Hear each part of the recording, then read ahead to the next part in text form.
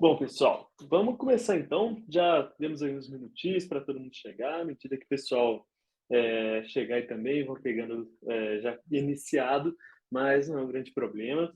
Eu vou começar aqui hoje, antes de passar a palavra para os nossos mestres aí da arquitetura de software. Vou começar apresentando um pouquinho a Nata House, a gente que está organizando esse evento, esse meetup aqui. E não só esse, a gente está organizando vários eventos agora. A gente já tinha esse costume de fazer isso desde antes da pandemia, depois a gente teve que se adaptar aí ao famoso novo normal, e estamos voltando agora com todo o gás para a gente voltar a fomentar a comunidade, seja presencialmente ou online. E online é mais legal porque o alcance é bem maior, né? A gente tem esse conforto de poder participar do evento sem ter deslocamento, sem tudo, então fica mais tranquilo. Beleza, moçada? Então, vou falar um pouquinho da Nata House para vocês. David, você passa aí, por favor, para o próximo slide. Valeu.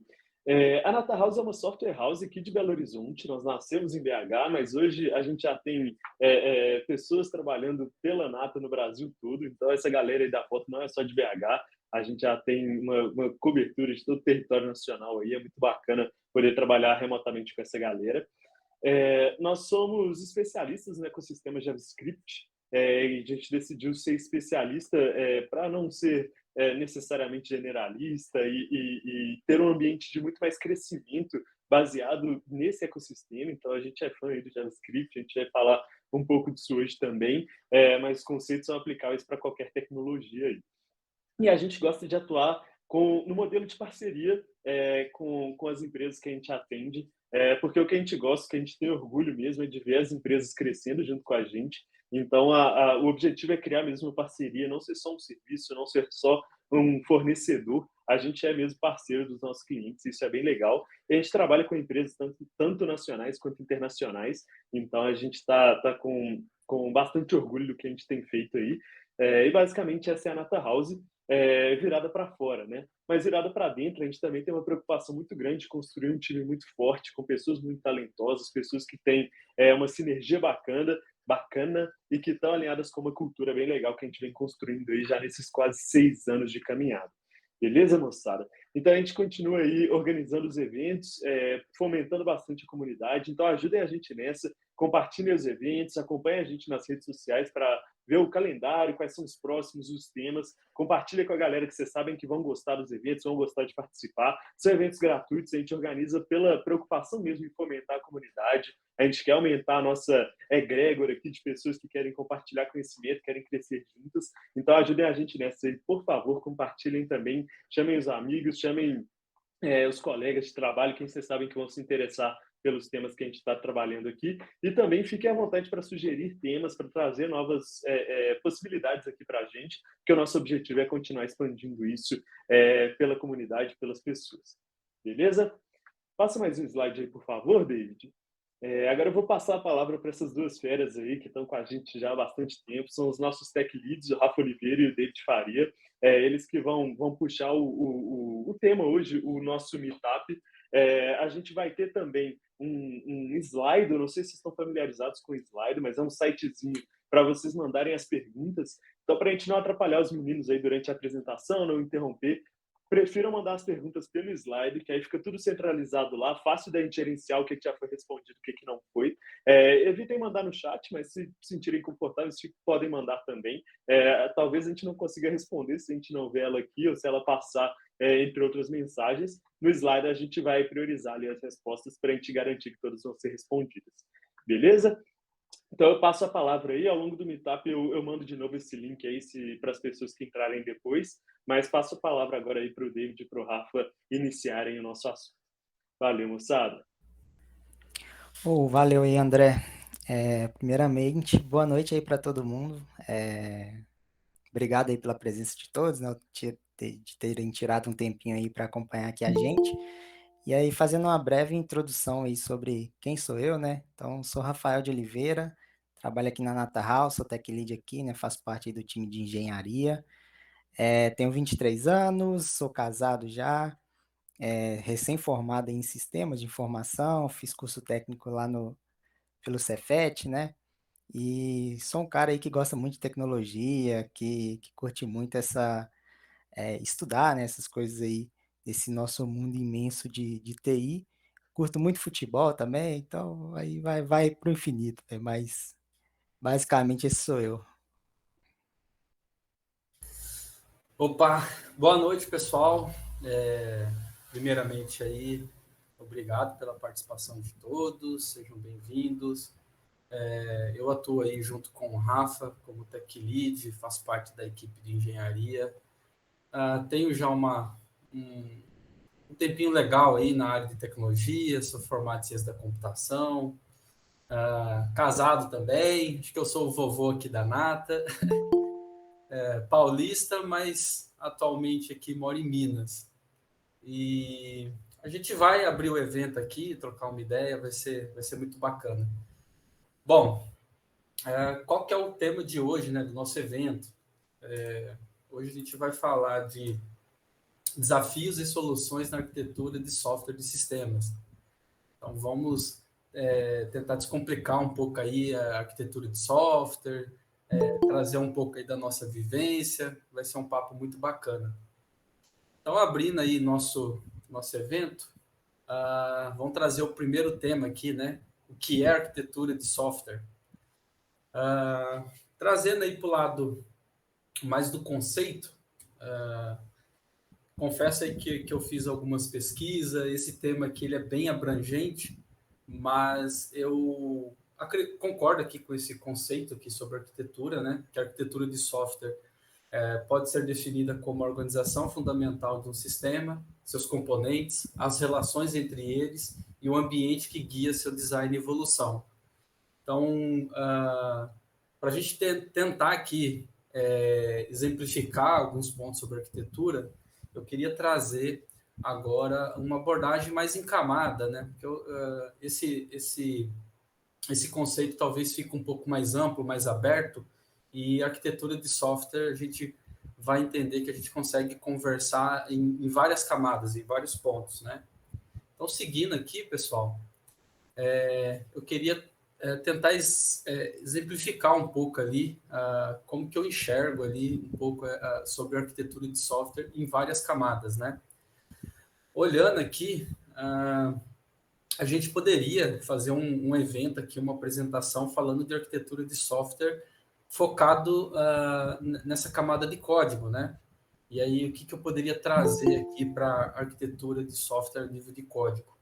Eu poderia estar falando sobre arquitetura limpa, arquitetura hexagonal, arquitetura MVC, né? E aí, nesse conjunto todo ali de arquitetura direcionada ao código, eu coloquei também como apoio ali assuntos envolvidos como Solid, Clean Code, teste, organização ali que você vai fazer das suas pastas, isso tudo contribui naquela arquitetura ali a nível de código, né? E descendo aqui, né, trazendo para a próxima camada de design, eu também vejo que é possível a gente conversar sobre arquitetura mais voltada ao design quando você está mais na seleção de tecnologias, né? Então, quando você tem ali o desenho da sua arquitetura, você está indo mais para escolha da implementação da tecnologia, se, por exemplo, se for um banco de dados, se ele vai ser relacional, não vai ser relacional, se vai ser o PostgreSQL, SQL ou Oracle. Então, quando você está nessa linha mais de seleção de implementação, você está nessa camada de design, né? Até trouxe aqui também escolhas de frameworks, escolhas de cloud, tipos de algoritmo, estrutura de dados. Então, isso tudo ali você está mais nessa, eu enxergo essa camada de design, né? E é possível também a gente conversar sobre arquitetura no nível mais agnóstico à tecnologia, né?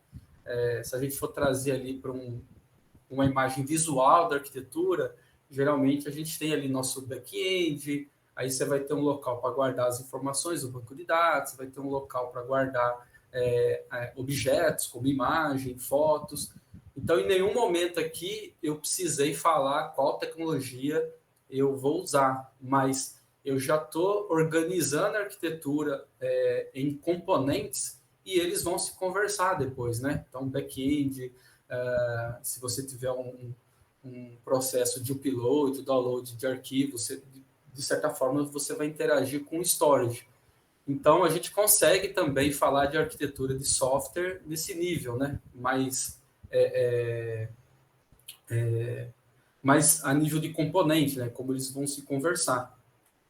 Então, pessoal, eu espero que esse exemplo aqui em camadas ajude a gente a entender um pouco aquela definição do conceito, né? Que a gente consegue falar aí de arquitetura de software em várias camadas.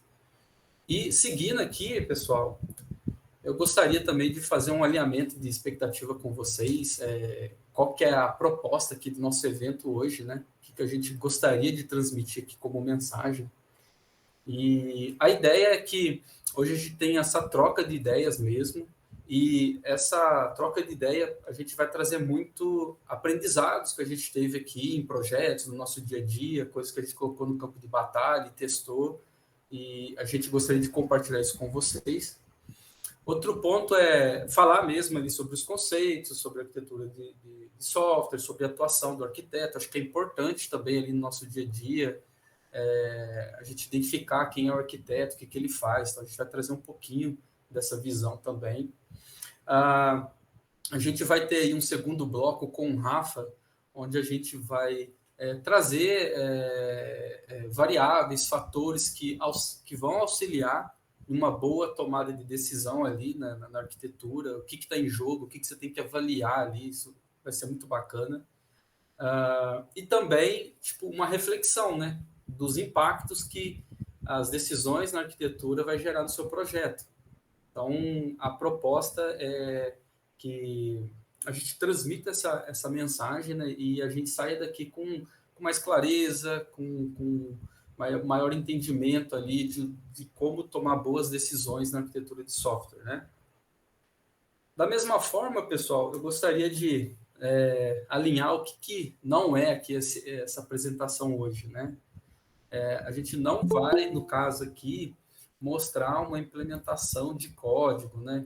Trazer ali exemplos de código, ou abordar ali como implementar uma arquitetura limpa ou hexagonal, focar mais naquela arquitetura a nível de código. Não é essa a proposta. E também não é uma proposta trazer uma ferramenta, um serviço, entrar muito nesse ponto. E sim, a gente dá esse embasamento aqui, né, uma visão onde a gente fica mais agnóstico à tecnologia, e todos aqui presentes, independente aí da tecnologia que você utiliza hoje no seu trabalho, você consiga refletir e trazer isso para o seu dia a dia. Você vai ter os conceitos, você vai ter uma visão de como tomar decisões independente da tecnologia. Então, seguindo aqui, pessoal, para o nosso próximo tema, que eu gostaria de falar um pouquinho quem é e o que faz o arquiteto de software, né? Eu acho que é interessante ali a gente trazer aqui todo mundo na mesma página, trazer esse contexto aqui. Bom, quem é? Geralmente, aí vai depender da organização da empresa, né? Mas eu trouxe ali alguns nomes possíveis de você identificar ali esse profissional. Então, pode ser ali, geralmente, como arquiteto de software mesmo, ou líder de projeto, né? Ou um líder técnico. Mas o mais importante do que o papel ali, o nome em si, são as habilidades que ele carrega, né? A gente acredita muito e vê que um arquiteto de software ele tem uma boa visão de projeto, uma visão de negócio. Então, ele consegue enxergar o todo, né? Ele consegue atuar numa frente ali de negócio, fazendo a tradução dos desafios de negócio e traduzindo isso em soluções técnicas, né? Então, ele acaba tendo aí uma boa visão de projeto. Liderança também, pessoal. Liderança eu vou engatar ali junto com comunicação, que eu acredito que o arquiteto de software ele é um ponto focal ali, assim, de direcionamento, de comunicação. Ele acaba apoiando várias frentes, né? E ele consegue ter uma linguagem, ele consegue adaptar a linguagem também a pessoa envolvida ali, né? Então, se ele precisar conversar com o dev, ele tem repertório, ele tem bagagem técnica para trocar ideia tecnicamente ali com o dev. Mas ele consegue também fazer isso ali um papo a nível mais de negócio, com o PO, com o cliente. Ele consegue, às vezes, pegar um assunto complexo e passar em uma linguagem mais simples ali, dependendo da pessoa que está envolvida, né? E o QA também, ele consegue fazer esse balanço de negócio e técnico. Então, comunicação eu vejo como uma habilidade muito forte, muito desenvolvida aí no arquiteto de software. E um outro ponto aqui muito interessante também é o pensamento crítico e analítico. Então, como o arquiteto de software ele tem essa visão do todo, ele está ali naquela linha de frente, traduzindo um pouco os desafios de negócio para soluções técnicas, montando todos os componentes ali da arquitetura, eu vejo muito uma habilidade importante no arquiteto de software, que é saber fazer perguntas ali na hora, né? Muito como esse senso crítico de investigar, entender realmente qual que é a necessidade ali da solução e conseguir achar, né, qual que é ali a solução técnica ideal para aquele escopo de projeto. Então, é algo ali muito importante desse desenvolvimento ali, de saber fazer perguntas. Eu acho que saber fazer perguntas é a chave nesse ponto. E, assim, não tem como fugir. Eu acho que o arquiteto de software ele tem uma habilidade grande que é repertório, a bagagem, a experiência. Ele está calejado ali, já testou projetos, desafios, já errou, já conseguiu lá na frente olhar projetos e nossa, que acho que essa decisão não foi tão boa. Então, eu acho que ele tem um repertório técnico maior, né? Justamente aí por algumas vivências, né? E aí, pessoal, continuando aqui, queria trazer um pouquinho do que ele faz ali assim, no dia a dia, algumas das atividades, né? Então, a gente já conheceu quem a gente consegue identificar ele, mas o que ele executa ali no seu dia a dia? Uma parte muito interessante ele atua muito forte em projetar, planejar e documentar a arquitetura de software. Isso é uma fase muito importante, você ter essa documentação. Isso traz uma linguagem mais simples também, igual eu comentei que o arquiteto de software ele consegue traduzir um pouco da complexidade, transmitir essa informação de forma simples, e eu acredito muito que essa documentação visual ali da arquitetura ajuda bastante. Então, ele atua muito forte aí nesse planejamento e documentação da arquitetura de software. Ele está, assim, no seu dia a dia, como desafio, identificar risco e antecipar desafios técnicos, remover bloqueios. Então, como ele tem essa visão de projeto, a visão do todo, ele está ali no radar dele sempre identificar esses riscos, né? Ele está, voltando novamente à parte de comunicação, eu acho que ele é no dia a dia, ele apoia muito os membros da equipe, né? Então, ele tem essa interação ali com o time. Eu acho que não só o arquiteto, mas assim, faz parte ali do dia a dia dele nas atividades. Outro ponto é promover a evolução mesmo contínua da arquitetura de software. Então, a gente sabe que software existe fases, né? Tem fase de desenvolvimento, aí você tem um ritmo, uma pegada, aí depois você vai para homologação, depois você coloca ele em produção, aí entra uma fase de sustentar o projeto, e o projeto vai evoluindo, a base de usuários vai aumentando, volume de dados, e isso você tem que acompanhar. Será que o recurso alocado está aderente à capacidade ali de acesso?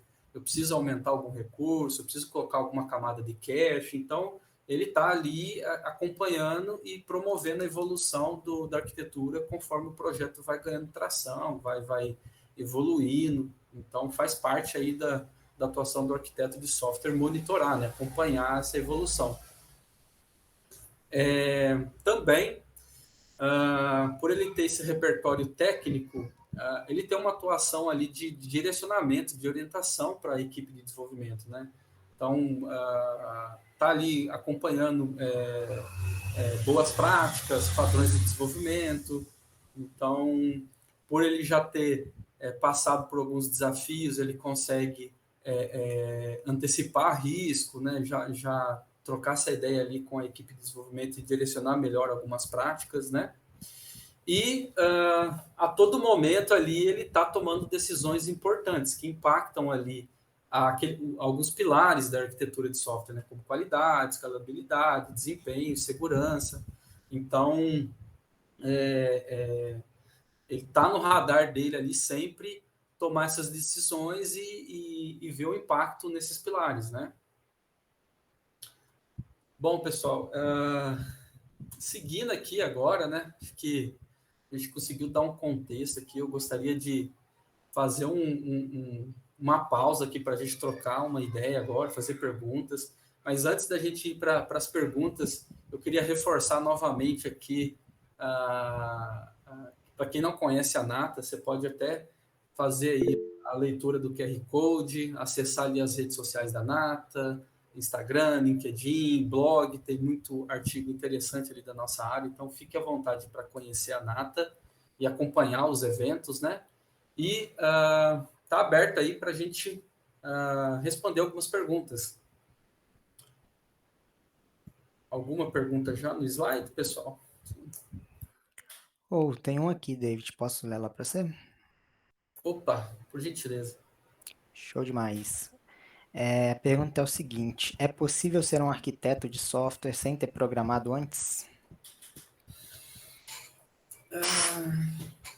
Cara, eu arrisco a falar que é difícil, ou acredito que não, porque a gente até viu ali um pouquinho sobre as habilidades ali do arquiteto.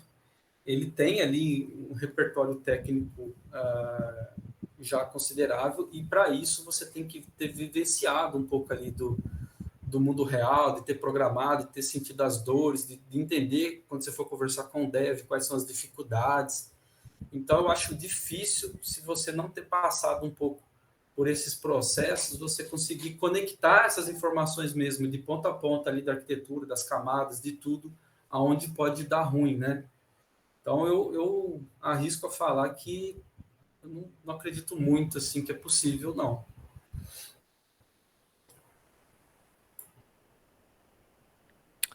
Show de bola. Tem mais perguntas aqui, ó.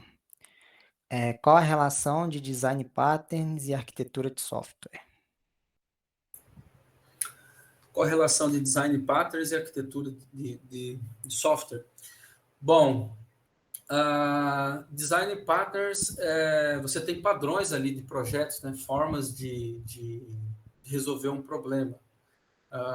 Eu acho que a arquitetura de software, ela vai mais como uma organização que você faz entre as camadas e os componentes, né?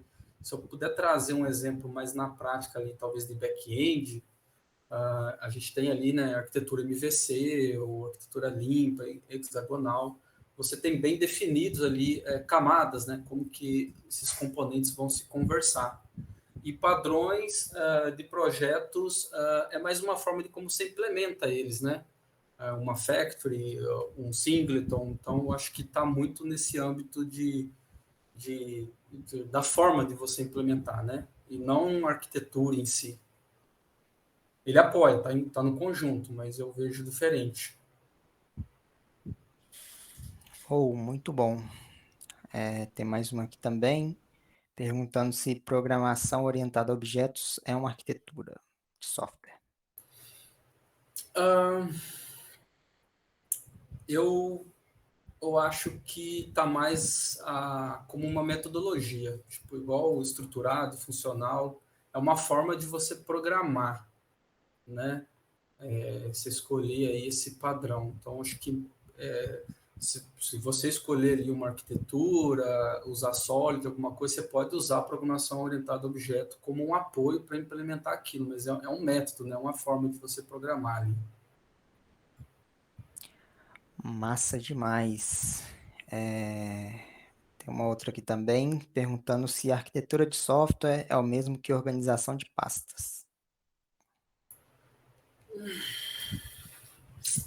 Acho que é polêmica isso, hein? Ah, eu acho que a organização de pasta, ela, assim, eu não arrisco a falar que ela é uma arquitetura de software, mas eu acho que ela contribui muito na organização e ela pode deixar mais explícito ali o que você está usando. Então, eu acho que é um complemento. Poderia ser um apoio ali, mas a arquitetura de software, eu acho que não.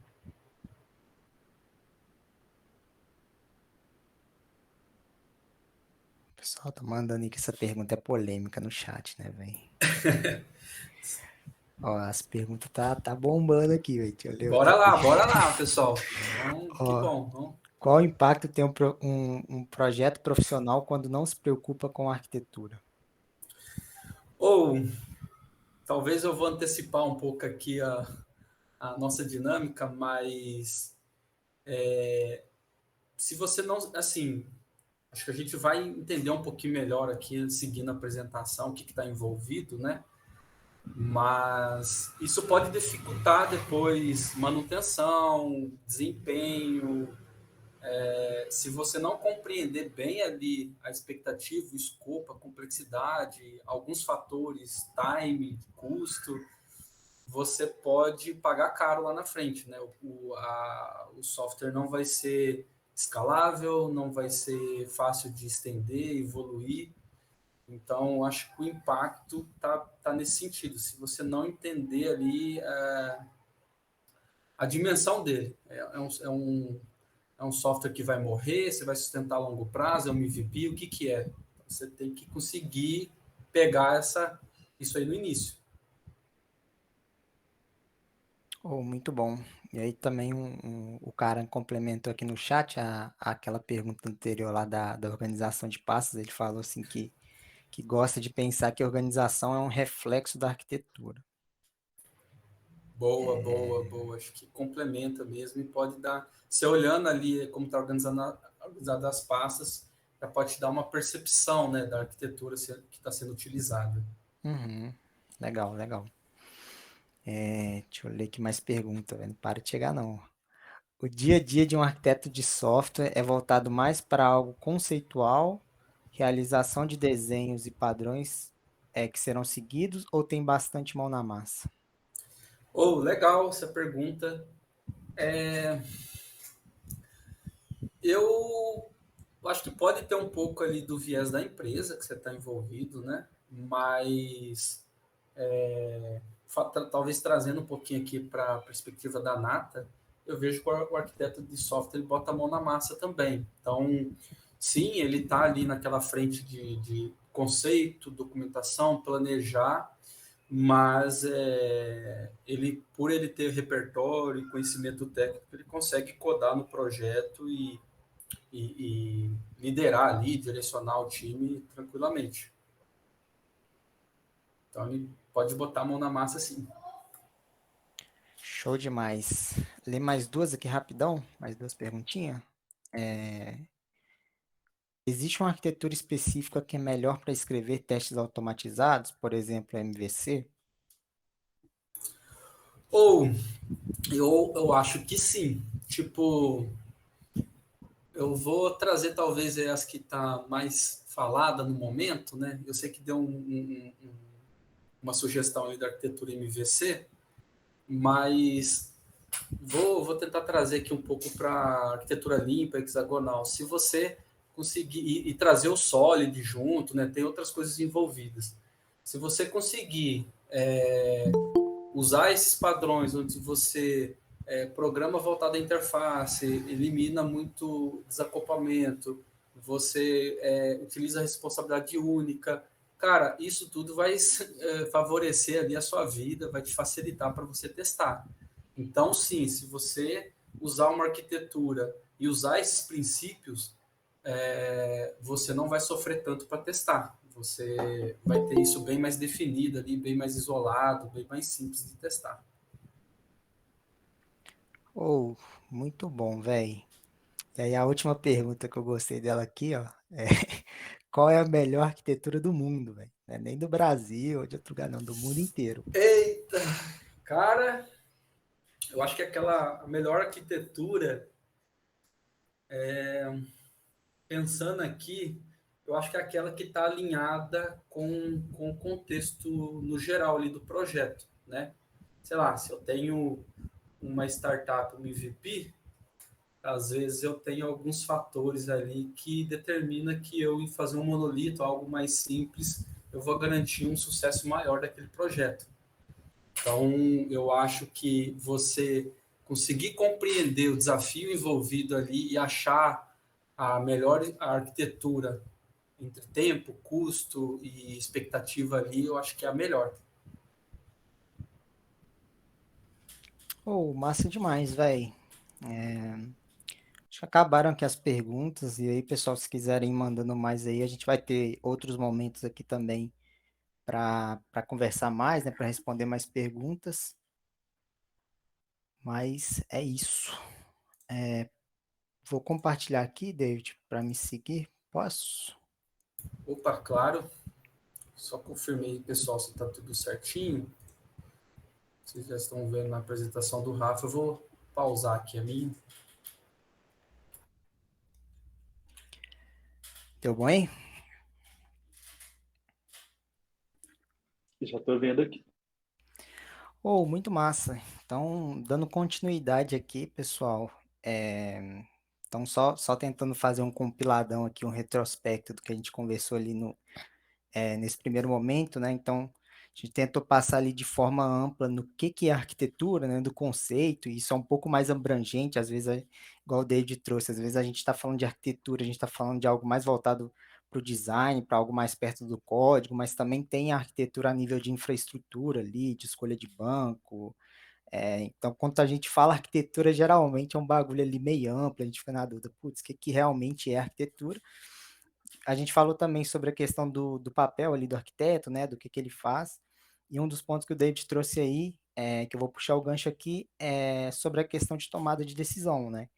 Então, o arquiteto, ele muitas das vezes vai ser o cara que vai estar na frente ali da tomada de decisão para direcionamento do projeto, principalmente ali da parte técnica, né? E aí, eu trouxe uma pergunta aqui para a gente meio que tentando ir construindo aqui um raciocínio em conjunto, de como que a gente consegue tomar boas decisões, então, né? Seja ali a gente num papel de arquiteto mesmo, ou num papel de desenvolvedor mesmo, que a gente precisa, em alguns momentos, tomar algumas decisões ali. Como que a gente consegue tomar boas decisões, né? Qual que é a essência disso, que a gente pode estar exercitando para melhorar essa tomada de decisão. Então, de forma mais genérica, assim, né, quando a gente faz essa pergunta, geralmente pode vir algumas coisas em mente. Então, talvez ali a questão de conhecimento técnico da pessoa, né, que vai talvez tendenciar muito ao sucesso dessa tomada de decisão. Então, o quanto que a pessoa conhece ali da ferramenta, da parte técnica, né, quanto que ele já vivenciou ali do passado, de experiências também. Então, qual que é o repertório que esse cara tem, né? Quais projetos e desafios ali que ele já passou, isso tudo vai construindo ali uma casca em volta do profissional que vai tendenciando ele a tomar melhores decisões, né? Vai se tornando algo mais natural. Quanto mais aprofundado ele tiver ali no assunto, mais imerso ele tiver e mais experiência ali de carreira ele tiver também, a tendência, né, é que ele tome melhores decisões. Mas fora esses fatores aqui que eu trouxe, que é algo mais subjetivo, né? Tipo, é algo mais de cada um ali, que depende muito da carreira, do tempo que cada pessoa tem para se desenvolver ali nesse aspecto, o que mais que a gente pode tentar já praticar desde agora, a gente ali no nosso dia a dia, o que a gente pode estar de olho e tentando treinar para melhorar essa tomada de decisão. Então, eu tentei trazer aqui dois pontos aqui inicialmente, né, que é a questão da motivação. Então, entender a motivação. E o que seria isso de entender a motivação? Muitas das vezes a gente está tão imerso ali no dia a dia, ou programando, codando ali, né, e tal, e a gente acaba não tendo um panorama geral do porquê que a gente está ali. Qual que é o objetivo por detrás daquilo que eu estou fazendo? Então, por exemplo, se às vezes eu estou fazendo um projeto pessoal meu ali, às vezes meu objetivo vai ser só aprender algum conceito novo, treinar alguma skill ali que eu estou tentando desenvolver, né? aprimorar algum conhecimento na tecnologia nova. Então, às vezes, para um projeto pessoal que eu vou puxar, a minha motivação vai ser essa.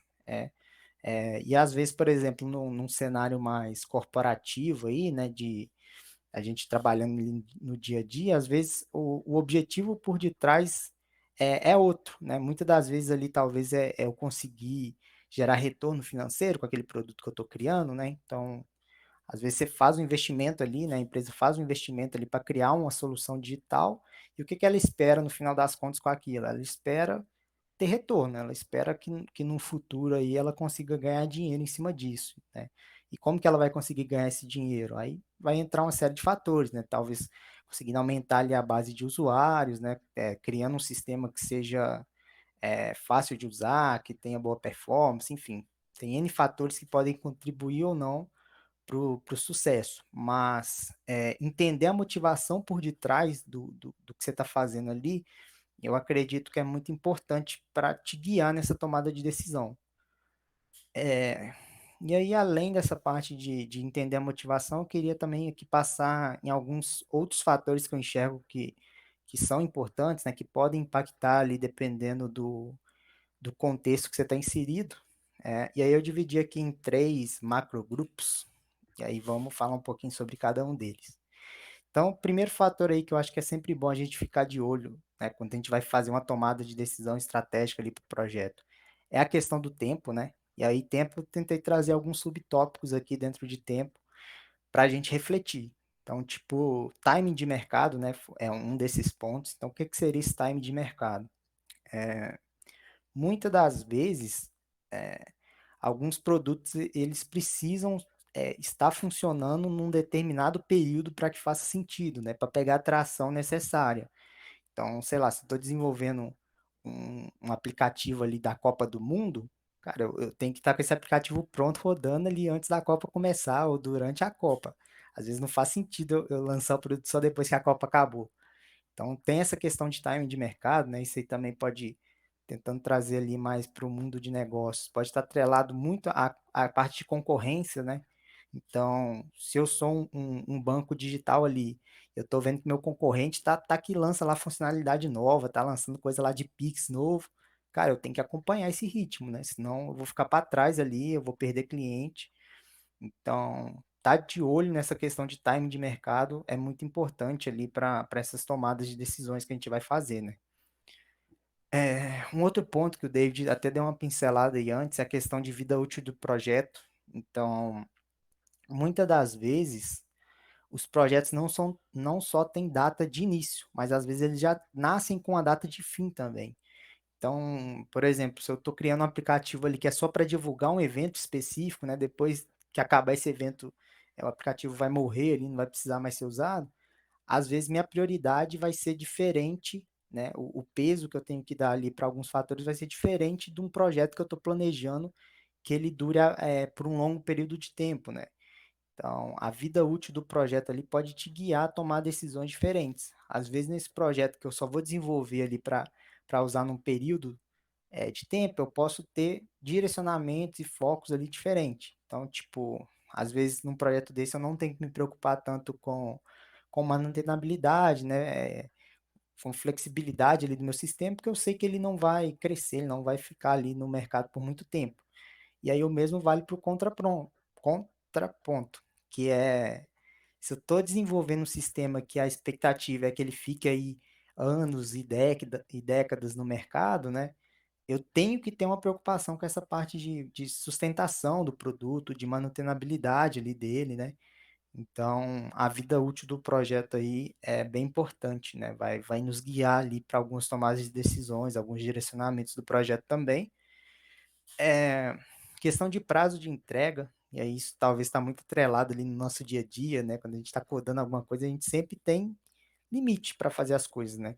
E aí esse limite ele pode estar muito atrelado a N fatores, né? Às vezes tem ali os stakeholders que estão com expectativa em cima do produto, né? Um investimento ali por fora, esperando que seja atendida ali as demandas dentro de um período ali.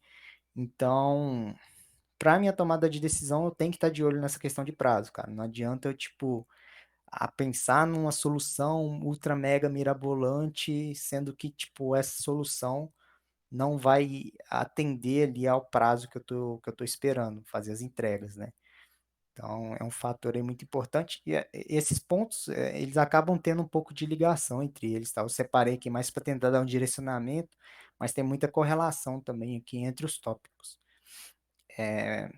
E o último ponto aí, dentro desse grupo maior aí, que é o tempo, quis trazer a questão de experiência do time, que é mais voltada à curva de aprendizado.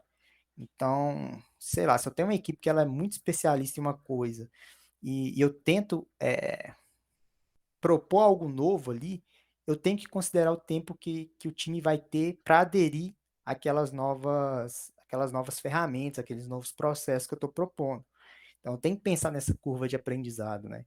Putz, meu time aqui trabalha tudo com Python. Será que faz sentido? Eu vi aqui que JavaScript está crescendo para caramba, então vou fazer todo mundo mudar para JavaScript. Então, tem que pensar bem na hora de tomar essas decisões. Isso pode gerar um impacto positivo ou negativo, vai depender muito ali do que você está tendo de expectativas, né? Do contexto ali, dos fatores que vão impactar para isso fazer sentido ou não. Então, e um outro aspecto dentro também dessa curva de aprendizado que eu acredito muito é a questão do ponto de vista teórico e do prático, né? Tipo, não basta só a gente exercitar o lado teórico, isso até faz um pouco de link lá com aquela pergunta de se é possível ser arquiteto sem ter programado antes, né? E o David trouxe a visão dele aí que não e tal. Eu também acredito que não, muito porque, tipo assim, não adianta o cara ser muito foda ali da parte teórica, né? Ele tem um conhecimento abrangente teórico e não ter tanto conhecimento disso na prática, né? Acaba que essas coisas meio que se complementam. Então, muitas das vezes você estuda uma ferramenta ali, você entende o conceito, mas quando você vai aplicar ela ali de fato, né, colocar a mão na massa para desenvolver utilizando aquilo, você vai esbarrar com alguns outros problemas que você não tem como mapear antes. Então, essa ação de você estar ali no campo de batalha, fazendo a coisa acontecer, vai te gerar um aprendizado muito rico. Então, mas também isso demanda tempo, né? Demanda tempo de estudo teórico e demanda tempo de estudo de prática ali. Então, tá de olho também nessa questão de curva de aprendizado aí. Outro tópico aqui muito importante é a questão do custo, né? Então, quando envolve dinheiro aí, a gente tem que sempre tomar cuidado e muito principalmente na hora de tomar decisões que vão impactar no custo. Então, coisas que a gente precisa ficar de olho aqui, né? Tentei trazer essa questão do custo em várias perspectivas. Então, por exemplo, custo de infraestrutura, né? Faz sentido, às vezes, eu utilizar as melhores ferramentas ali do mercado, que todo mundo está usando, sendo que aquilo é caro para manter. Às vezes, no meu contexto, eu não tenho tanta grana, velho, para bancar aquela infraestrutura ali. Então, eu tenho que estar de olho nesse aspecto também. Custo de lançamento, né? Então, aqui mora algo que eu vejo muito, assim, vivenciando ali na vivência profissional ali, que é o quanto que a gente vai investir de cara para uma solução. Então, tipo assim, eu tenho uma ideia aqui que eu acho ela muito da hora, eu acho que ela vai ser sucesso. Eu tenho talvez dois caminhos aí de forma mais abrangente a seguir, né? Tipo, eu posso assumir que aquela minha ideia é muito boa e que eu já sei que ela vai dar certo, e eu de cara já invisto uma grana muito grande para criar algo próximo do que eu acredito ser perfeito ali para a solução, e aí eu meio que dou um all-in, né? Tipo, ou é tudo ou nada. Ou também eu tenho uma outra abordagem, que eu posso talvez, eu tenho uma ideia que eu considero ali ok e tal, mas eu quero validar ela antes. Então eu posso fazer um sistema inicialmente mais simples, né, para ver se aquilo está fazendo sentido, para ir lapidando ele melhor, e eu vou, com o tempo, ajustando e melhorando ele. Qual que é a diferença dessas duas abordagens? Na primeira abordagem lá, onde eu fiz um investimento maior, o custo de lançamento ali, de, talvez de uma versão 1, eu gastei muito, né? Então, eu estou assumindo um risco maior. Enquanto no outro cenário, eu reduzo o custo ali, então eu negligencio aí, entre aspas, alguns aspectos que em primeiro momento talvez não podem ser tão importantes, para diminuir o custo e para tentar validar a ideia primeiro, né? A ideia do negócio e ver se aquilo vai pegar tração e ir melhorando. Então, eu acho que é muito importante a gente ter em mente essa questão aí de custo de lançamento, né? Um outro fator aí também bem relevante, né, é a questão de custo de sustentação. Então, muitas das vezes, né, a gente se depara aí com uns projetos legadão, difícil de manter e tal, e isso é muito negativo, né? Tipo assim, tem muito sistema hoje que precisa ali de uma equipe full-time dedicada só para correção de problema. E aí entra naquele ciclo vicioso, onde a pessoa corrige um problema e nasce 10. Então, o que que isso reflete no custo? Reflete que o custo para me sustentar aquele projeto ali, para me fazer ele ficar rodando sem grandes problemas, ele é muito alto. Tipo, eu vou estar gastando mensalmente ali salário de várias pessoas para fazer a parada rodar. Então, a tendência, né, o que a gente busca, o mundo ideal, é que a gente consiga ao máximo diminuir esse custo de sustentação, que a gente consiga trabalhar ali, investir em coisas, em melhorias do sistema, né, e não ficar só corrigindo problema. E aí essa parte aqui também está muito atrelado ao que a gente chama aí de entropia de software, né? E eu até convido vocês a acessarem lá o blog da Nata, né? Se vocês digitarem no Google Nata House, vocês vão cair lá no nosso site. E lá nesse blog tem um post lá que fala justamente sobre entropia de software, né? Que é isso, de tipo, o quão seu sistema, às vezes ele chega num estado ali que é tão complexo de manter, que você, mano, vai chegar no momento que você fala, eu prefiro reescrever. Ó, tem um lá sobre arquitetura limpa também. Aí, ó. Então, às vezes você chega num nível ali tão caótico que você fala assim, mano, é melhor reescrever esse trem aqui do zero, velho. Não tá dando pra seguir com esse sistema, não. Então, ter esse olhar aí pro custo de sustentação é muito importante. E um último aspecto aí dentro desse tópico de custo é a questão de time, que eu coloquei time e tendências do mercado, né? Então, a gente tem em mente que para me manter uma equipe eu tenho um custo, né?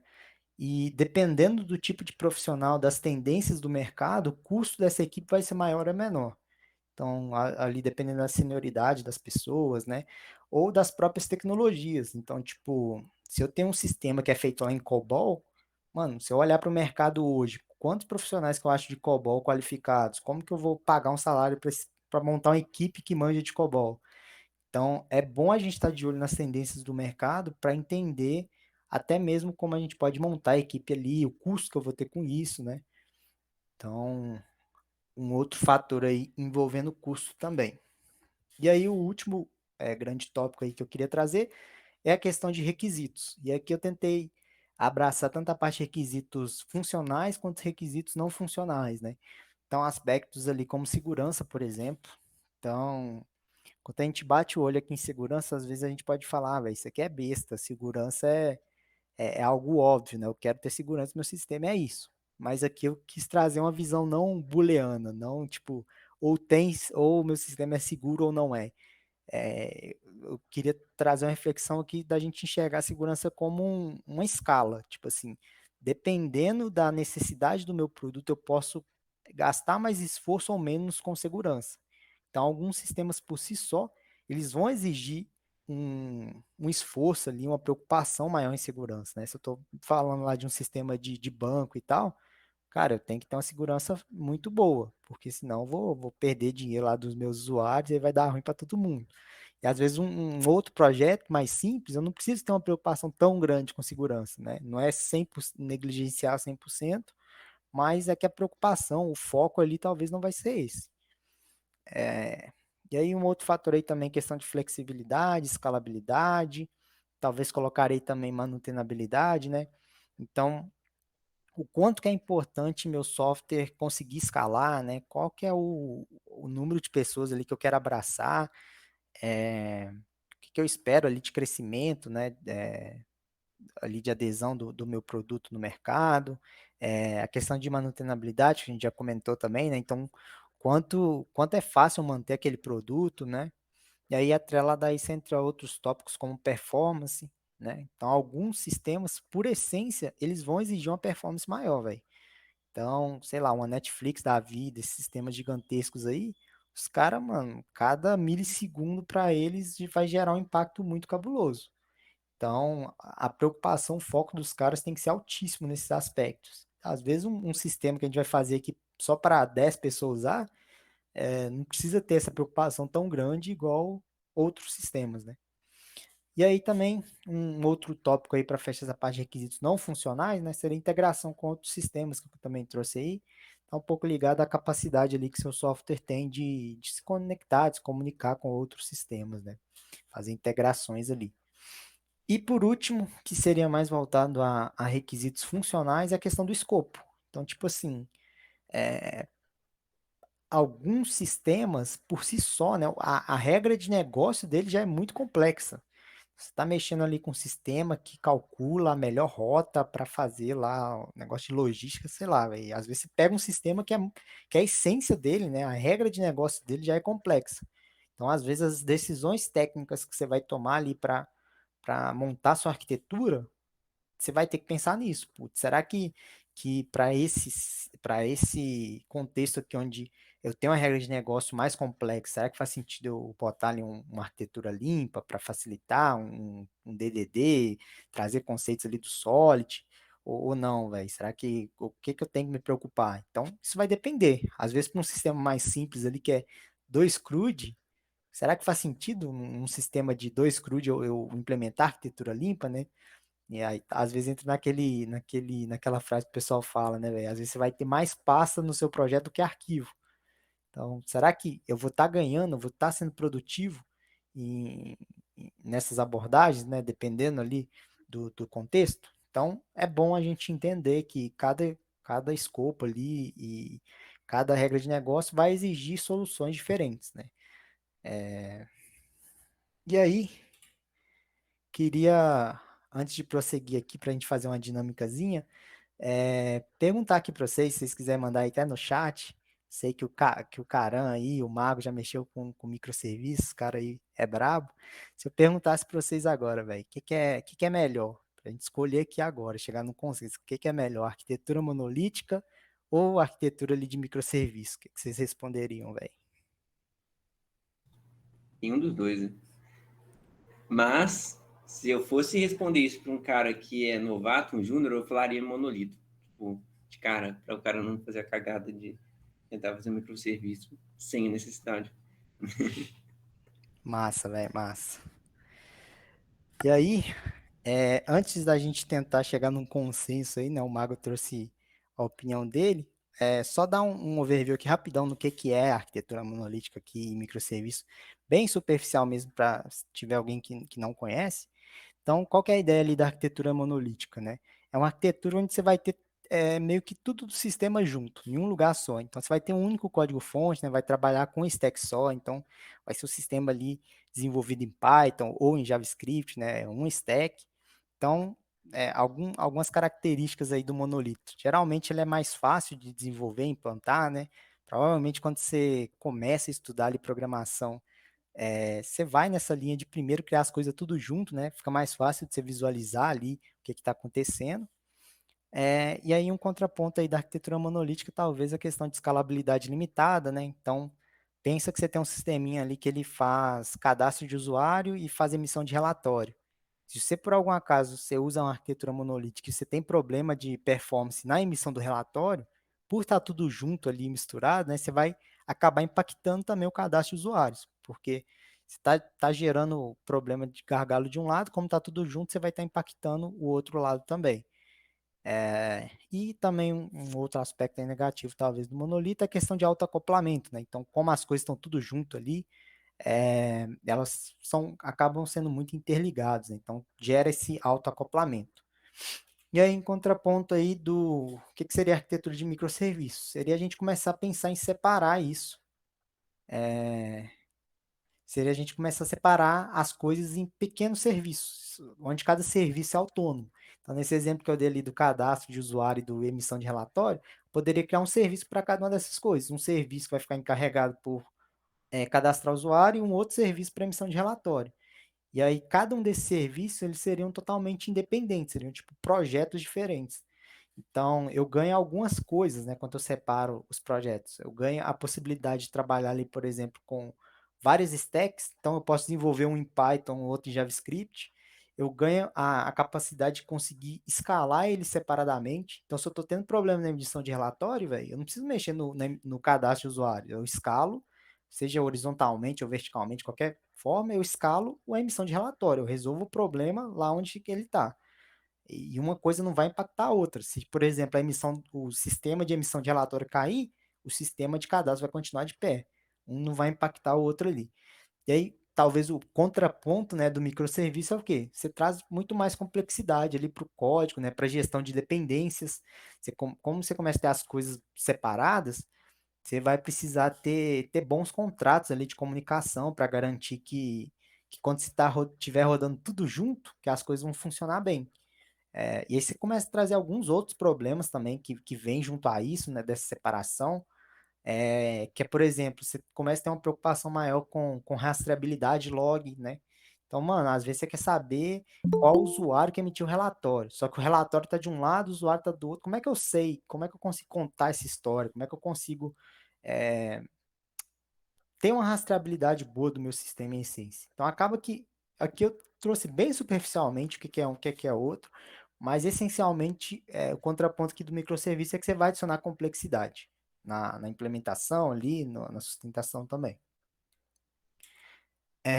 E aí, eu quis trazer aqui alguns cenários para a gente refletir sobre aquela pergunta lá de trás ainda, velho. O que que é melhor?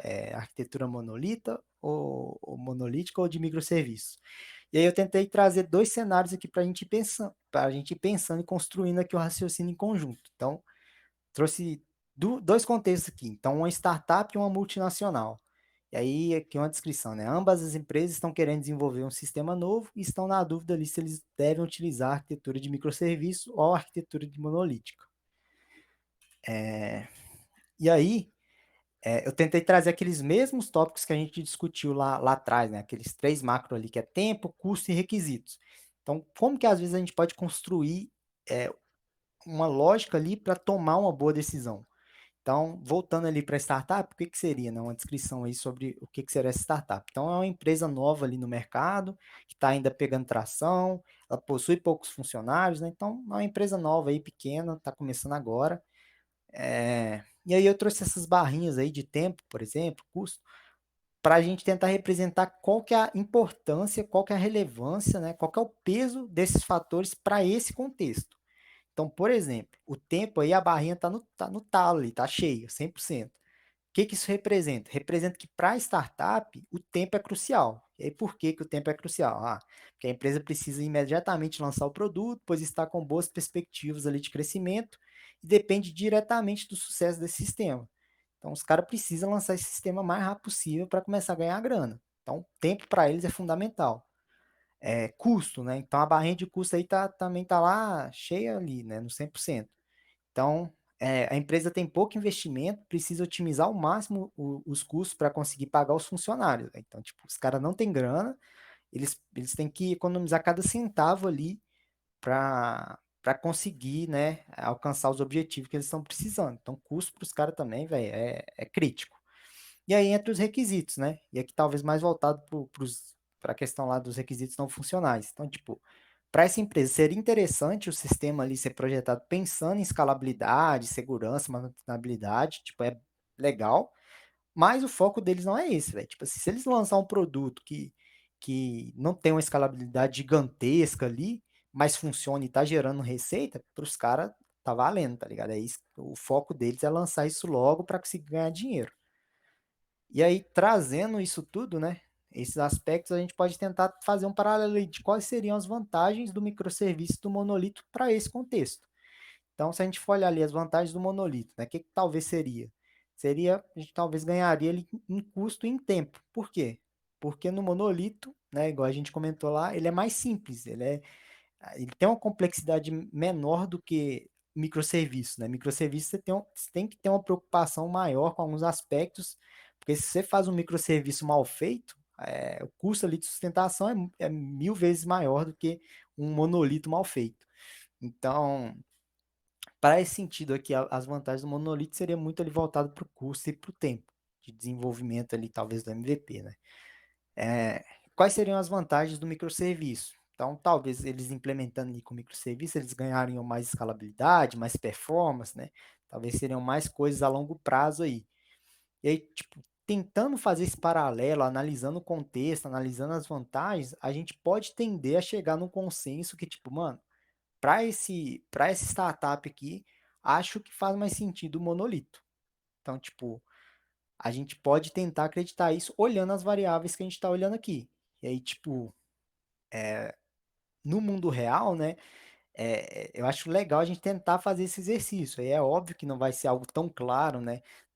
No dia a dia ali a gente vai ter N outros fatores para analisar, além desses três aqui, vai ter várias outras coisas, mas é bacana a gente talvez anotar ali, ter em mente o que que é a prioridade, qual que é a motivação, igual eu comentei lá no começo, e entender que para cada abordagem ali que eu for tomar de escolha, eu vou ter os trade-offs. Qual briga que eu vou querer comprar, né? Então, para esse contexto aqui, talvez o monolito faria mais sentido. E aí isso quer dizer que o monolito é melhor que microserviço? A gente pode chegar nesse consenso, né, que a melhor arquitetura do mundo ali, o melhor caminho a seguir é usar monolito? Não. Só que para esse contexto, considerando esses pesos que a gente trouxe aqui, o monolito parece estar fazendo mais sentido.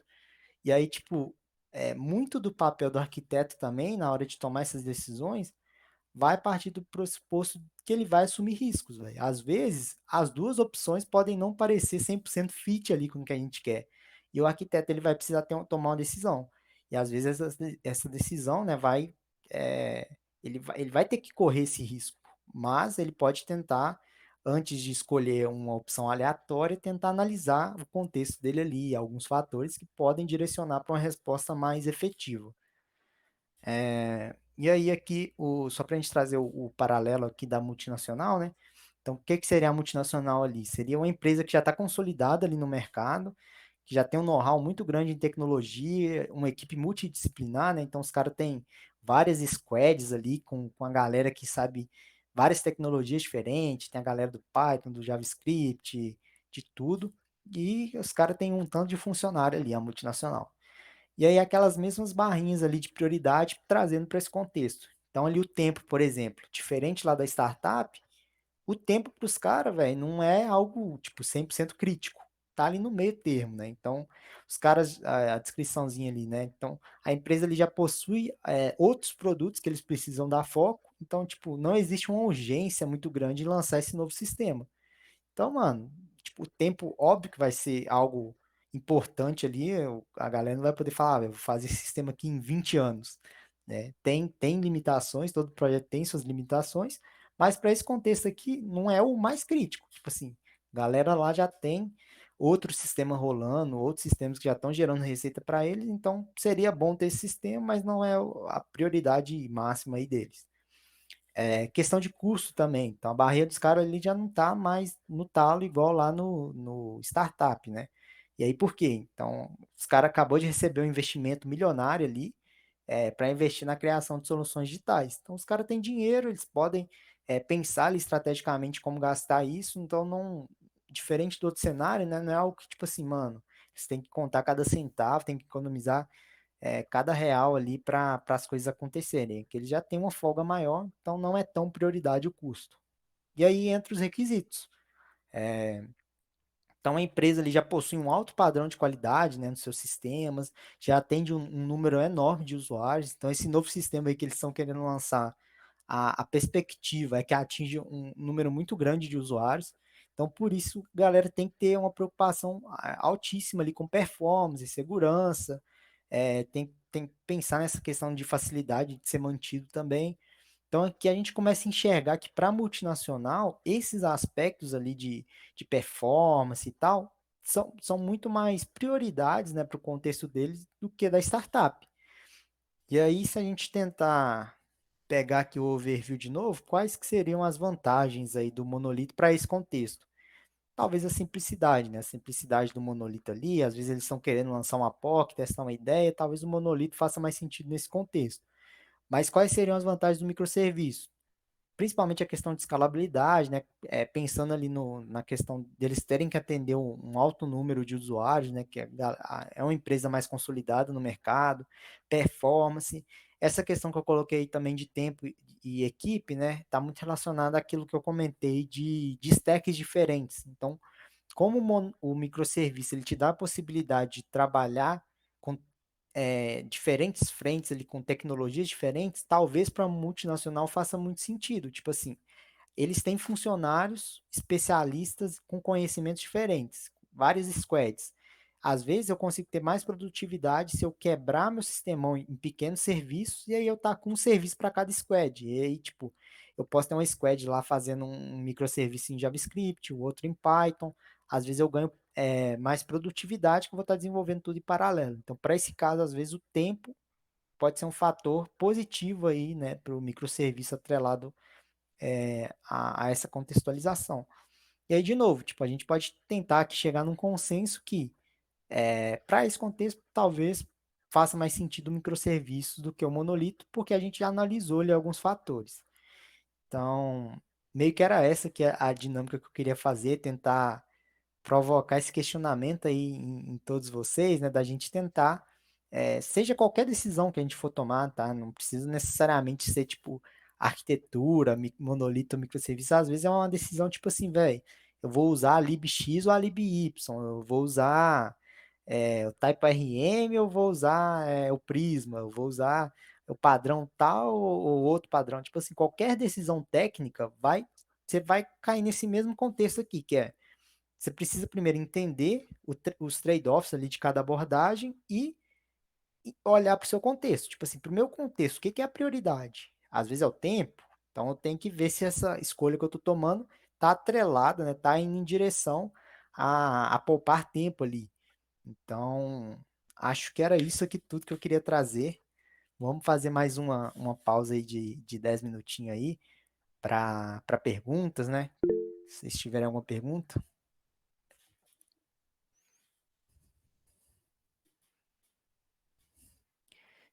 Você dá uma lida aí, Dave, se tiver alguma coisa. Se quiserem mandar aí no chat também, pessoal. Opa, sim. Deixa eu olhar aqui no slide. Se for pergunta difícil, o David que responde. Só responde pergunta fácil.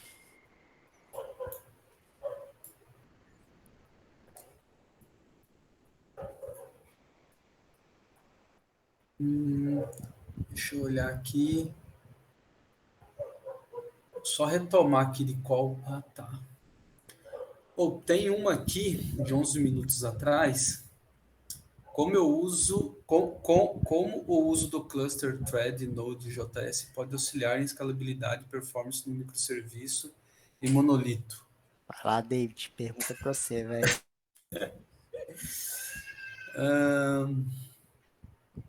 Deixa eu ver se eu consegui compreender aqui. Como o uso do cluster thread do Node pode auxiliar na escalabilidade e performance de um microserviço e monolito.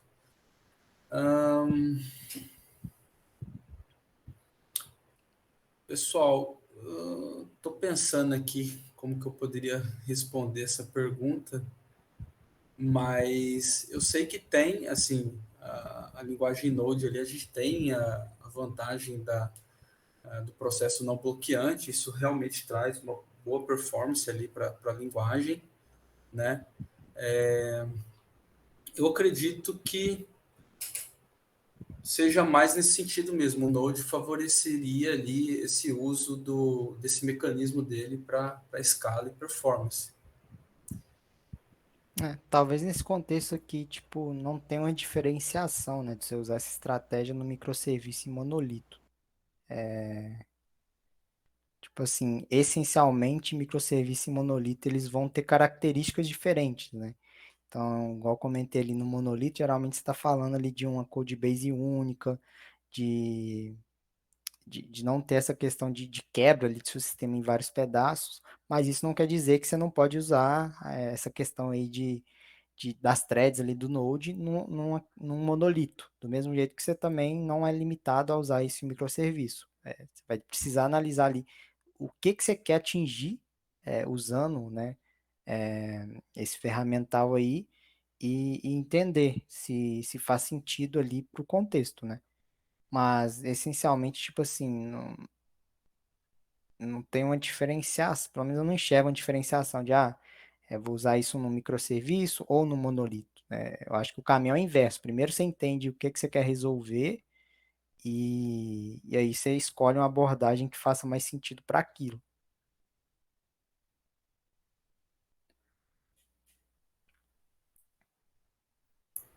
Ok. Tem uma outra aqui, vou mandar aqui. No caso, há como fazer um sistema com microserviços que não tenha consistência eventual, garantindo de fato uma unicidade de dados? Bom, se eu entendi bem aqui, quando você está utilizando a arquitetura de microserviço, eventualmente você vai ter ali uma janela talvez de inconsistências dos dados, né? Porque uma boa prática de microserviço é você ter a sua base de dados daquele microserviço, você tem independências, né, do microserviço. Então, eu acho que para você ganhar escala, né, você não consegue ter tudo aqueles pilares, né, segurança, escala e performance. Então, você vai ter que abrir mão de alguma coisa. E na arquitetura de microserviço, você sim vai ter ali uma duplicidade de dados e eventualmente uma inconsistência ali. Sim, velho. E tipo assim, quando a gente fala de trabalhar com microserviços, né? Essencialmente o melhor caminho é trabalhar com operações assíncronas. Então, tipo assim, não adianta eu fazer um microserviço onde uma chamada espera o retorno da outra efetivamente. Então, tipo, eu tenho um microserviço que chama o outro e ele tem que esperar a resposta do outro para seguir o fluxo dele. Tipo, isso não é uma boa prática, né? Uma boa prática de microserviços eu mando, né? Eu emito um alerta ali que eu preciso fazer alguma coisa para o outro microserviço, o outro microserviço fala que recebeu, e aí acabou por aí a conexão entre os dois. E aí o outro microserviço ele vai trabalhar ali com a questão de processamento, né? Se eventualmente ele tiver off ou tiver algum problema, ele pode ter mecanismos ali de retentativa, mas isso vai entrar nesse aspecto que você falou, de consistência eventual, né? Então, tipo, eventualmente pode acontecer de, tipo, você ter um dado de um lado salvo de um jeito e no outro não tá com a mesma integridade justamente pelas coisas trabalharem de forma independente. Então, se você cria dependência direta entre esses dois microserviços, meio que faz mais sentido você criar um serviço só, que você vai criar uma transaction lá e se der errado, você dá rollback em tudo, né? Você cria uma integridade melhor nesse sentido. Mas quando você fala de microserviço, geralmente você não está pensando dessa forma. Você muda sua mentalidade para trabalhar orientado a eventos ali de forma assíncrona, né? Sim, sim. Tem outra aqui, Rafa. Sempre tenho que analisar somente esses três fatores, né? Que você trouxe: tempo, custo e requisitos para embasar na minha tomada de decisão? Ou não. É, No mundo real, as coisas são muito mais complexas, tá? Do que eu mostrei aqui. Muitas das vezes ali no dia a dia nosso, às vezes a gente não vai conseguir ter tanta clareza do que é mais importante ou não. A gente vai precisar de um esforço maior para entender ali o que a gente quer de fato, para entender a motivação. E às vezes, cara, vão surgir fatores que estão totalmente fora do que eu levantei aqui. Aqui foi mais uma abordagem ampla, que mais ou menos ali, todo sistema às vezes se preocupa com performance, né? Preocupa com tempo, mas para o seu contexto, cara, às vezes pode ter vários outros fatores, pode ter N outras coisas que vão impactar na sua tomada de decisão. Coisas que às vezes faz sentido só para você no seu contexto. Então, por isso que é difícil a gente responder perguntas de tipo, qual tecnologia é melhor, qual solução é melhor, né? Então, a gente sempre cai naquele fluxo lá do depende. E aí depende do quê? Depende do seu contexto, das coisas que você está colocando mais peso ali. E essas coisas, elas não são, às vezes, tão mensuráveis, não são tão fáceis de visualizar, né? Mas existe um conjunto aí praticamente infinito de fatores que podem, direcionar na sua tomada de decisão. Legal, legal. Pô, tem uma polêmica aqui. Quer uma polêmica também? Ixi, velho. Gosto de polêmica. Será se o ChatGPT irá roubar nossa profissão? Ah, vai, velho. O ChatGPT já faz tudo, não faz? Já faz documentação, já faz tudo aí. Essa aqui é a clássica, né? Deixa eu ver aqui, pessoal.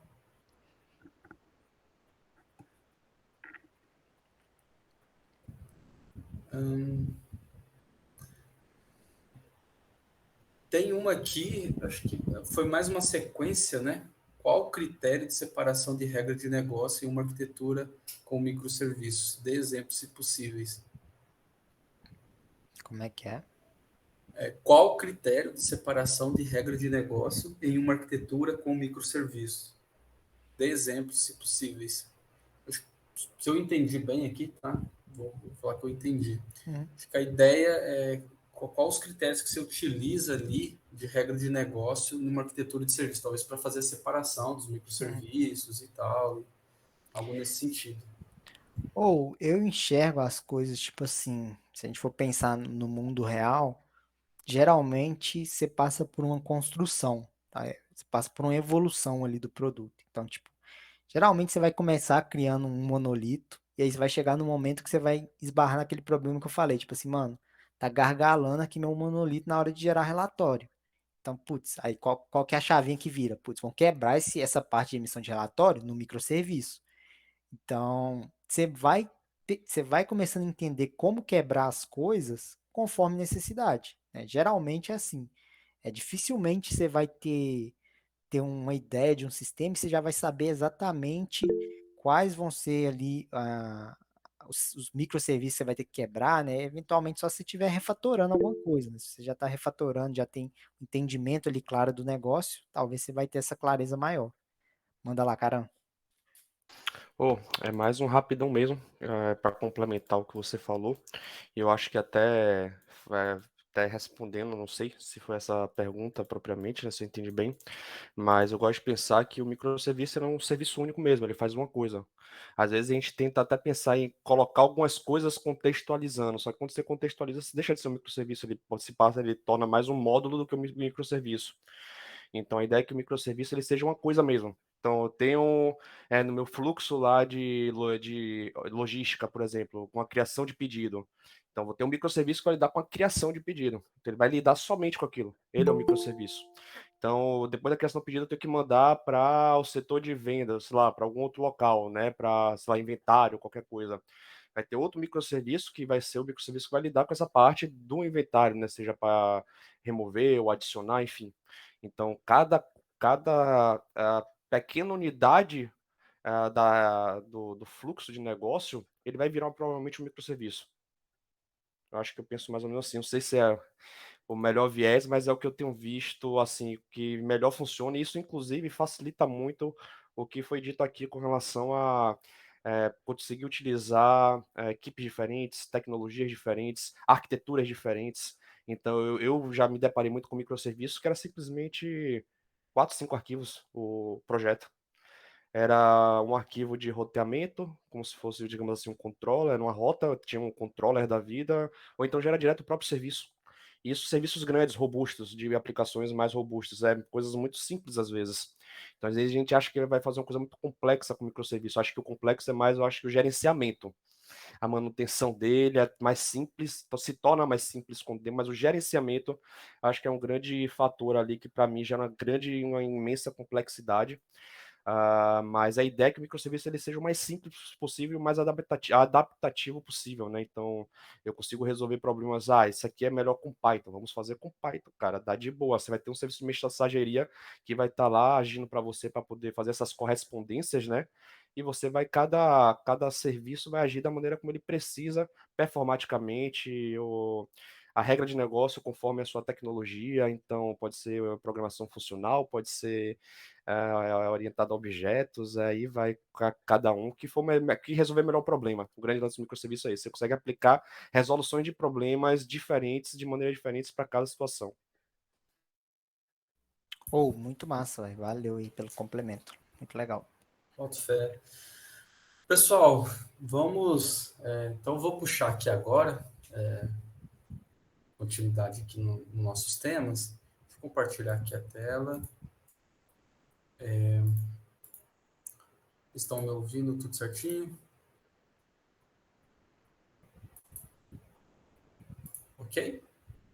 Tá me ouvindo, de boa. Beleza. Então, bora lá.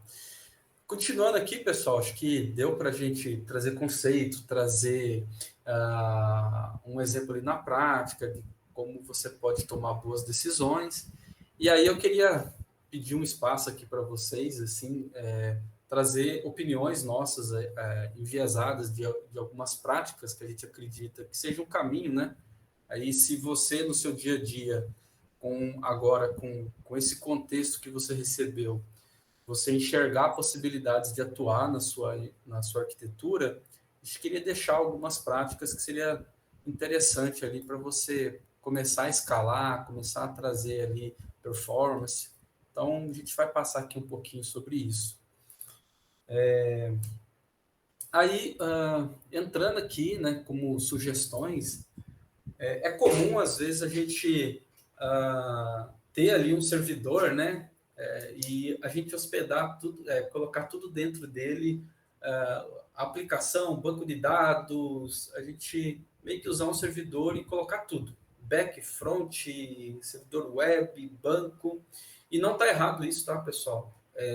Como a gente já passou aí pelo contexto do Rafa, você vai entender muito ali o seu contexto, o cenário que você está envolvido. E isso funciona. Não tem problema algum ali você fazer o deploy da sua aplicação em um servidor só. Só que se você tem abertura, se você vê ali visibilidade, que o projeto vai escalar, vai aumentar, o que a gente acha interessante? Fazer a separação do banco de dados do servidor, né? Tipo, você tem ali o servidor de aplicação e o banco de dados junto. Se você precisar escalar isso de forma horizontal, já começa a complicar, que você tem que carregar o banco de dados junto. Então, uma boa prática ali, que ficaria saudável a sua arquitetura, é você fazer a separação ali do banco de dados. Aí pode ser em um outro servidor ou utilizar em banco de dados como serviços também. Aí você já não tem tanta aquela necessidade de atuar no sistema operacional, otimizar o banco de dados, você foca mais ali no produto. Isso se aplica também a storage, né? Se você também precisa escalar de forma horizontal e você está armazenando isso tudo no mesmo servidor, começa a complicar, você vai ter problemas na hora de escalar ali a sua aplicação. Então, novamente, aí uma sugestão é você isolar e centralizar essa entrega ali de objetos no storage, né? Outro ponto que a gente vê assim como muito positivo na arquitetura como um todo, você olhando os componentes, é você trazer automações para a sua arquitetura. Isso vai te trazer qualidade, vai te trazer segurança, e o time ele vai poder investir energias lá nos requisitos de fato. Tá? Então, eu acredito que esse ICD ali para a sua arquitetura como um todo é muito saudável. E se você trabalha em equipes e tudo, vai ser muito bom. A gente tem também uma frente de monitoramento e log, tá, pessoal?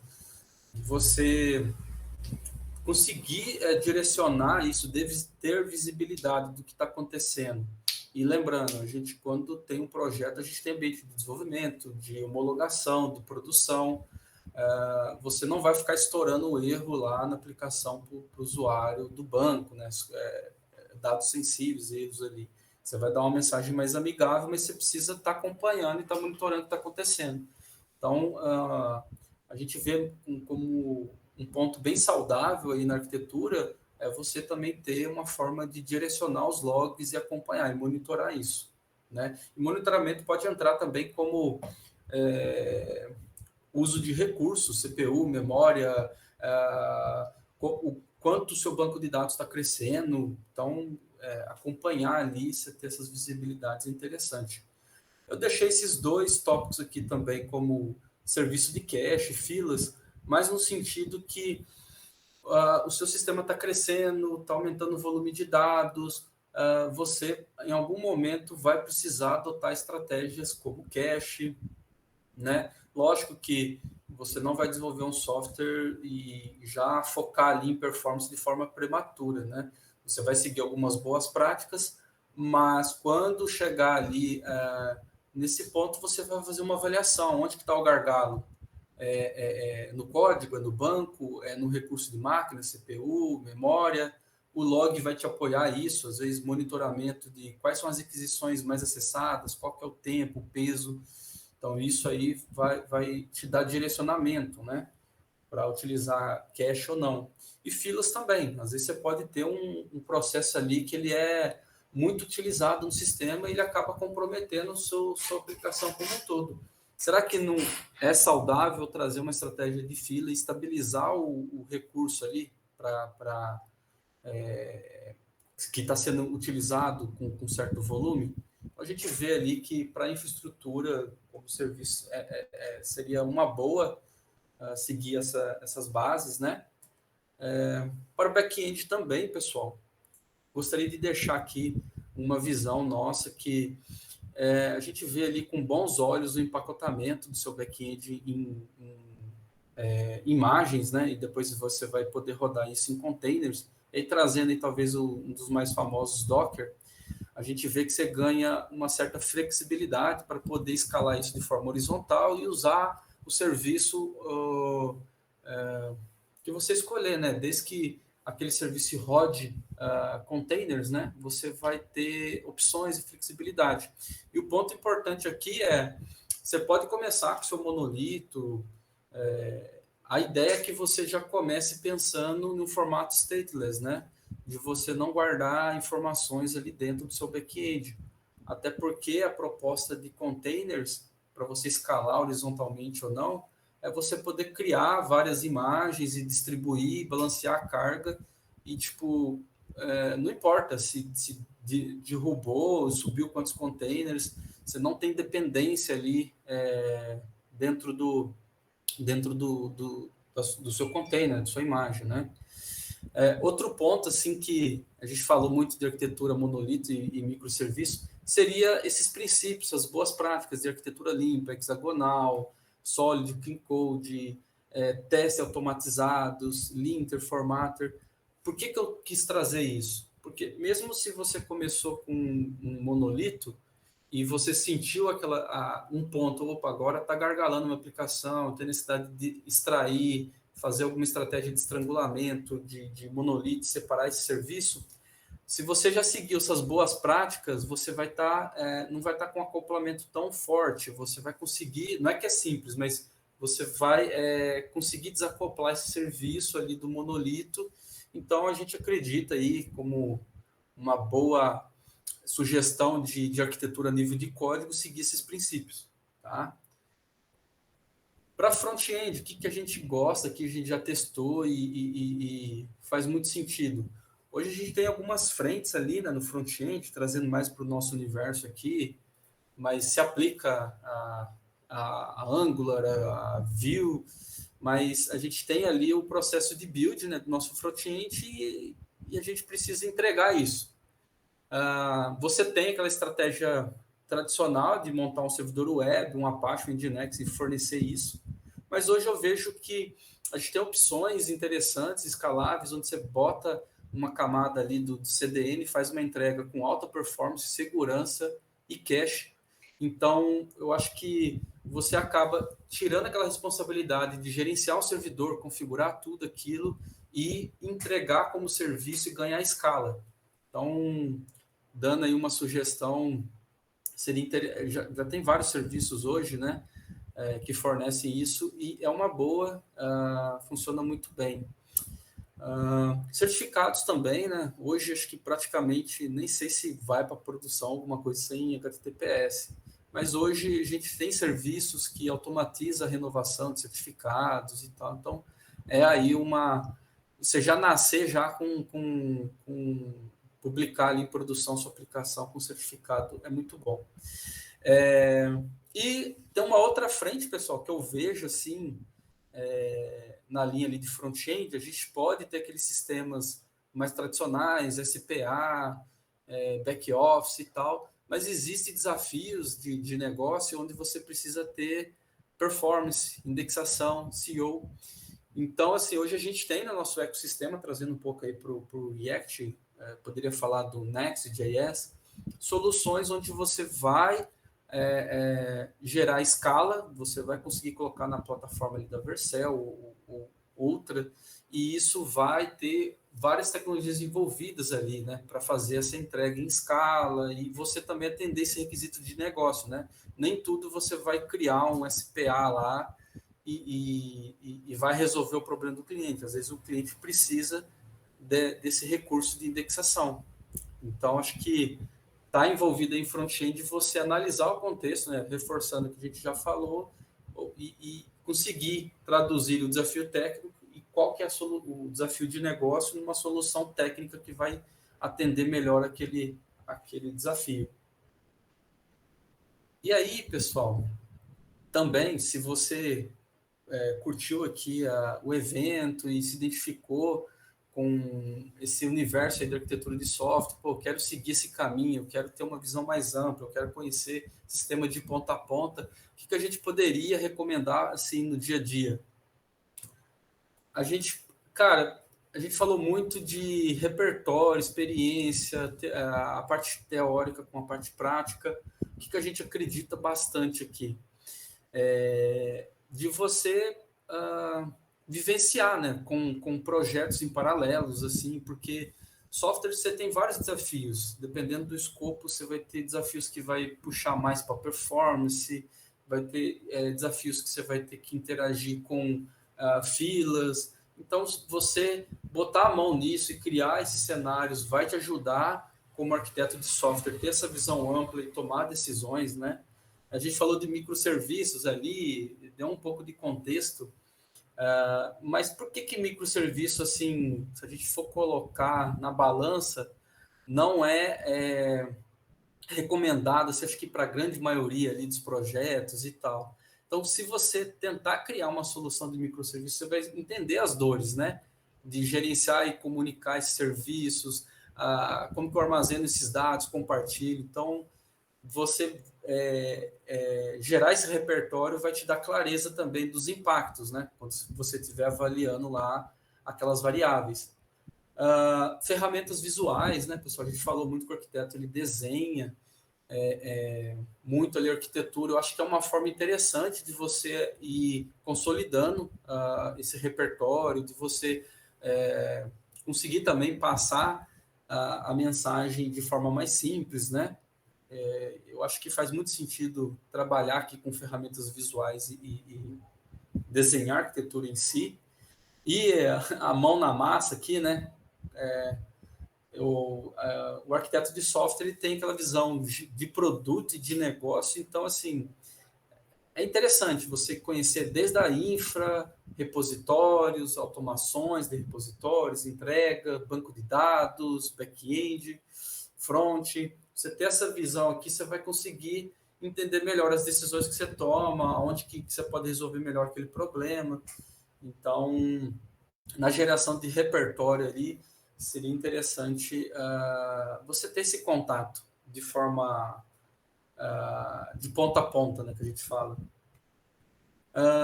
E aí, pessoal, também tem aquela questão dos ambientes, né? Quando você vai ali, gerar repertório, mundo real, como que eu monto para dev? Como que eu monto para HML? Como que eu monto para produção? O que eu tenho que trocar de variáveis? Será que eu dimensiono minha infraestrutura com a mesma capacidade de produção, HML, por exemplo, dev? Eu consigo fazer um recurso menor? Está envolvido custo aí, a gente falou, né, que quando você vai montar uma arquitetura, tudo, está em custo envolvido. Então, como que você balanceia isso ali no seu dia a dia? O que eu posso fazer, talvez em HML, em dev, que seja um custo mais tranquilo, e produção você vai adaptando conforme o crescimento do produto. Então, passar por esses desafios vai te dar também essa dimensão, né? Monitoramento e log e ferramentas de estresse, está tudo também... tipo, a gente fala que o arquiteto de software ele está promovendo a evolução da arquitetura e tal. Então, não necessariamente você está começando um projeto lá, você já tem que se preocupar muito em testar o quanto sua aplicação aguenta ali de carga, né? Mas vai chegar um momento que para você tomar decisões, se precisa aumentar recursos de máquina, se eu preciso separar em um microserviço, preciso trazer uma camada de cache, você ter ali uma estratégia, um ferramental de monitoramento para ver onde está o gargalo, log para ver onde está dando os problemas, e também ter essa ferramenta de estresse, né, você vai conseguir se embasar e tomar decisões melhores, tá? Então, mais esses pontos, pessoal, que a gente gostaria de trazer, aí assim, é bem enviesado, opinado do nosso dia a dia ali, o que a gente já vivenciou, já colocou no campo de batalha. A gente gostaria de passar, compartilhar com vocês essas sugestões. A gente também está acessível, né?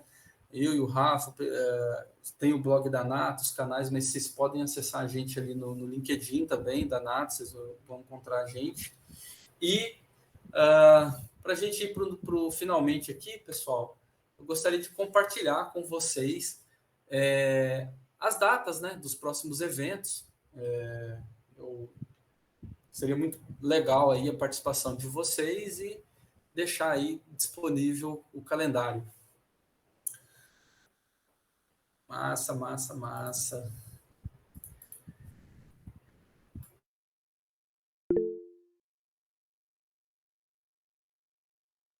Alguém levantou a mão aqui, né? Legal, legal, pessoal. Valeu.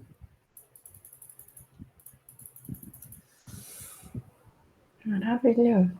Alguém tem alguma pergunta, algum comentário para a gente ir encerrando aqui esse papo de hoje? Olha eu aqui. Só para agradecer mesmo esses dois caras aí. São duas pessoas sensacionais. Eu acho que todos aqui, e quem conhece eles principalmente, sabe o quão eles podem estar agregando a gente de conhecimento, com sua experiência. Eu acho que isso que eles fizeram hoje tem um pouquinho disso, né? Então, agradecer mesmo pela disponibilidade do David e do Rafael por estar apresentando. Eu acho que foi muito bom. Eu gostei muito desse meetup. É isso aí, velho. Parabéns para vocês e obrigado.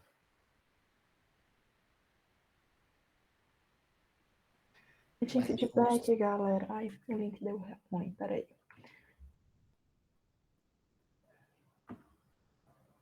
Mas deixem feedback aqui pra gente, é importante pra gente poder melhorar e tá aprimorando. E Rafa, David, muito obrigada pela troca, pela conversa, acho que foi extremamente rico. E como várias das perguntas têm um depende na frente, né? Se alguém quiser trocar uma ideia depois, se tiver dúvida, quiser entender um pouco mais a situação dentro do contexto de vocês e tudo, colocando os meninos à disposição, né? Mas todo o time da Nato também está à disposição para essa troca e para a gente poder ajudar também a como construir melhores arquiteturas, entender o contexto de cada um e para a gente ir se ajudando, né? Que eu acho que é importante dentro dessas construções para todo mundo sair ganhando. Mas é isso aí, galera. Muito obrigada pela participação de todo mundo também e pela disponibilidade.